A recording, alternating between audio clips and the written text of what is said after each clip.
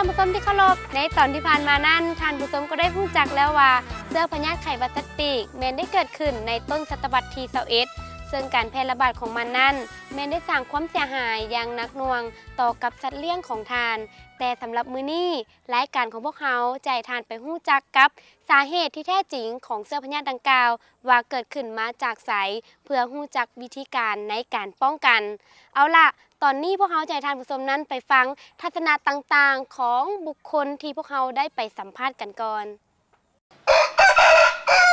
จากสัตว์ปีกนะจ๊ะแต่ก็ฮู้แต่ว่าพญาไข่หวัดสัตว์ปีกแล้วก็บ่ฮู้ว่ามันจะเกิดเป็นจังได๋หันนะ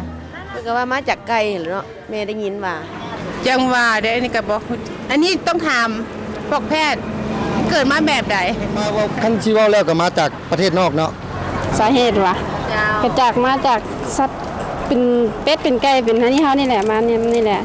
พญาสัตว์ปีกนี่ตามได้ยินตามข่าวโทรทัศน์เพิ่นว่าจะเกิดมาจากแบบอากาศจะเป็นนกท่านผู้ชมที่ผ่านไปนั้นก็คือคำคิดคำเห็นของบุคคลต่างๆซึ่งแต่ละคนนั้นล้วนแล้วแต่มีทัศนะที่แตกต่างกันแต่พวกเขามีคำตอบที่ชัดเจนจากผู้เชี่ยวชาญพวกเขาไปฟังพร้อมๆกันไข้หวัดสัตว์ปีกนี่มันเกิดมาจากเชื้อไวรัสเนาะโดยเฉพาะมันเกิดจากเชื้อไวรัสเพิ่นเอิ้นว่าฟลูเอมันจะแสดงอาการออกลักษณะคล้ายว่าเป็นหวัดธรรมดา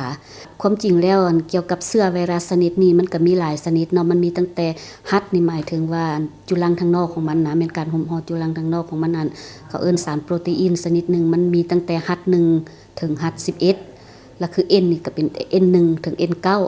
แต่ว่ามันก็แจกยายมันมีการจับกลุ่มกันเนาะก็จับกลุ่มกันแจกยายไปแต่ละชนิดหมายความว่ามีการควยกันทางด้านนั้น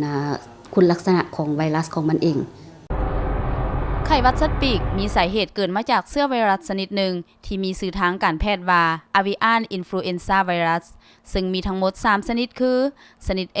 ชนิด B และชนิด C แต่เชื้อไวรัสที่พวกเราได้กล่าวถึงนี้เป็นเชื้อไวรัสชนิด A โดยมีสายพันธุ์ที่ร้ายแรงที่สุดได้แก่ H5N1 และ H7N2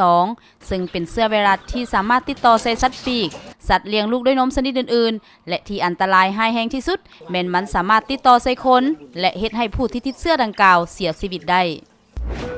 การติดต่อของไข้หวัดสัตว์ปีกสามารถเกิดขึ้นได้ในเวลาที่สัตว์ปีกตัวหนึ่งไปอยู่ร่วมในฝูงที่มีสัตว์ปีกตัวอื่นติดเชื้อนี้แล้วหรือมันสามารถแพร่กระจายจากการอยู่ใกล้ชิดกับนกป่าที่มาจากเขตอื่นจากนั้นเชื้อโรคก็สามารถติดใส่เป็ดไก่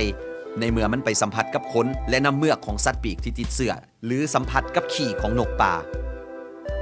ไข้หวัดสัตว์ปีกยังสามารถติดต่อได้แบบบ่โดยตรงโดยติดต่อผ่านเฟืองน้ำและอาหารของเป็ดไก่พร้อมนี้มันยังสามารถติดต่อแพร่เชื้อโดยคนเฮาที่มาจากบ่อนติดเชื้อโดยผ่านเกิบเครื่องนุ่งห่มเครื่องมือการเกษตรและพาหนะ